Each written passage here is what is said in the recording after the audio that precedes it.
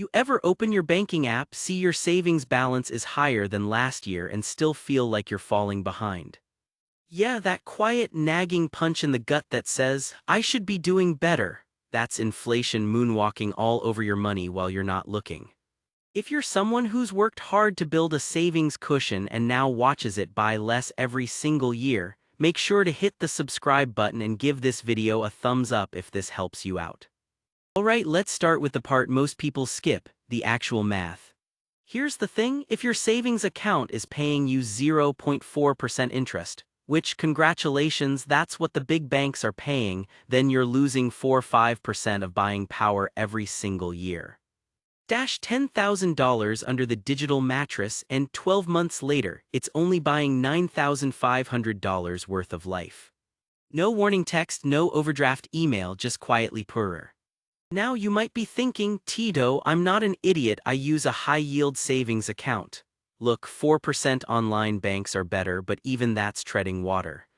After taxes on that interest, you're maybe netting 3%, which means you're still bleeding a couple $100 a year on every 10K. That's like paying Netflix for the privilege of watching your money shrink. Here's what most people don't realize. Inflation isn't only about prices going up, it's also about your risk tolerance going down.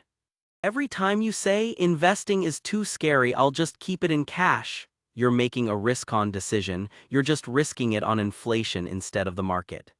One is silent and guaranteed to lose, the other is loud and sometimes loses. Humans hate loud risks, so we pick the quiet killer. Psychologists call that the money illusion. We see the number on the screen and think it means something. But value not equal to dollars, value equals what those dollars can actually get you. Let's bring in a real-world prop so this hits harder. Imagine filling up a grocery cart today, eggs, bread, chicken, toothpaste. Costs you exactly $200. You lock that same $200 bill in a drawer for your emergency fund. 5 years of 5% inflation later, you need $255 to buy the exact same cart. Your $200 is still crisp, but it's 22% short. Emergency happens, say your car gives up, and now your fund can't even cover food, let alone the tow truck. That's the moment inflation stops being an academic pie chart and starts being the reason you're Ubering to work for a month. So what do? Crypto, beanie babies, ramen bricks. Slow down. Look, the fix doesn't have to be reckless. It just has to outrun inflation after taxes. Here's a tier system you can start tonight. Tier 1, safety net, keep 3 months of expenses in that high-yield savings account. Yes, it's still leaking, but life happens and you need liquidity. Think of it as paying for insurance, the small loss is your premium. Tier 2, inflation shield, any cash you won't touch for 5 years belongs in short-term treasuries or I-bonds.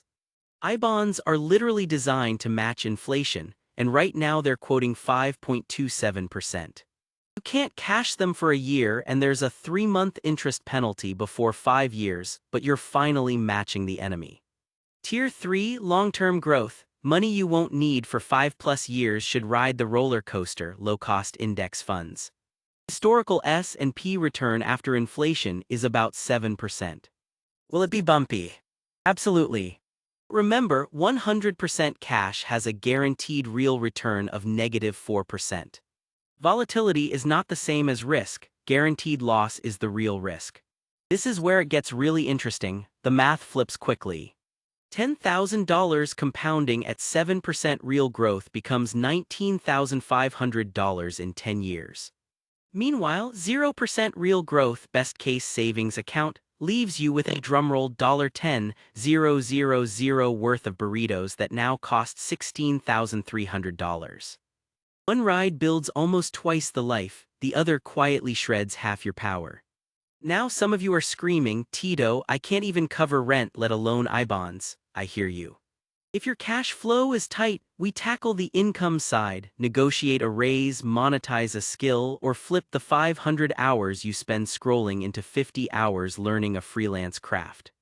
Protecting the value of your money is step 2. Step 1 is having money to protect. Personal finance is a team sport. Offense, income, and defense spending both have to play.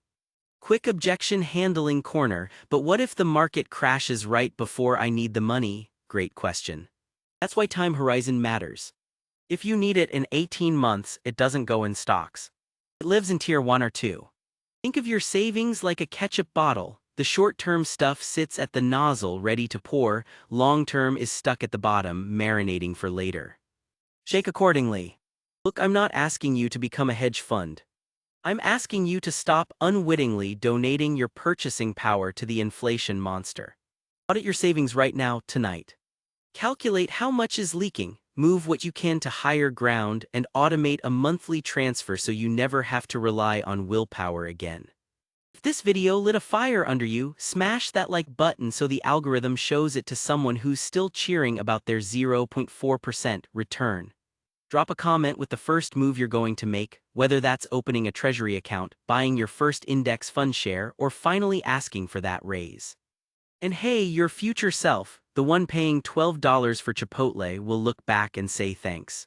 Subscribe for more Real Talk Finance, and remember, money's only a store of value if you actually store it somewhere that keeps up. Let's stop the quiet bleed together.